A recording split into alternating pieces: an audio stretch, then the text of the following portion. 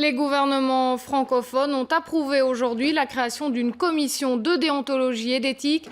Fabrice Grosfilet, cette commission devrait permettre de mieux encadrer le travail des hommes politiques. Oui, c'est une commission effectivement importante qui est mise sur place aujourd'hui. Elle va s'inspirer de la Cour constitutionnelle. Elle sera composée de 12 membres et elle émettra des avis et des recommandations qui ne seront pas contraignants, mais qui auront une valeur indicative. Ils seront publics pour les débats généraux, ils seront confidentiels pour les cas particuliers, et cette commission pourra juger de tout ce qui concerne l'éthique et la déontologie des élus, par exemple, juger d'un cas de conflit d'intérêts. Alors, qui va être concerné par cette commission de déontologie et d'éthique? Bien, beaucoup de monde. D'abord, les ministres, mais aussi les députés, et c'est important, tous les mandataires, gestionnaires et administrateurs d'entreprises publiques ou d'organismes d'intérêt public. Vous voyez, c'est donc relativement large. Alors, ça, c'est un gendarme de l'éthique qui est mis en place en communauté française et qui a donc des pouvoirs relativement importants.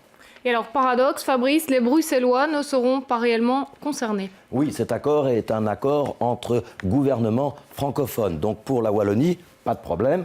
La commission pourra travailler. Pour la Fédération Wallonie-Bruxelles, tout ce qui concerne par exemple l'enseignement, pas de problème non plus. Mais pour la région bruxelloise, l'Alsace-Corse, il fallait l'accord des partis flamands. On ne l'a pas. La commission de déontologie et d'éthique sera compétente uniquement pour ce qui relève de la COCOF, c'est-à-dire uniquement pour les matières qui sont strictement francophones à Bruxelles. Alors, je vous donne un exemple. Pour le Forum qui s'occupe des chômeurs en Wallonie, la commission de déontologie et d'éthique pourra travailler. Pour Actiris, qui fait la même chose à Bruxelles, la commission ne sera pas compétente. Il faudrait donc un accord avec les Bruxellois. Théoriquement, un code de déontologie, une commission de déontologie était prévue à Bruxelles. C'était une promesse de l'accord de gouvernement. Mais à 4 mois des élections, on ne voit toujours rien venir.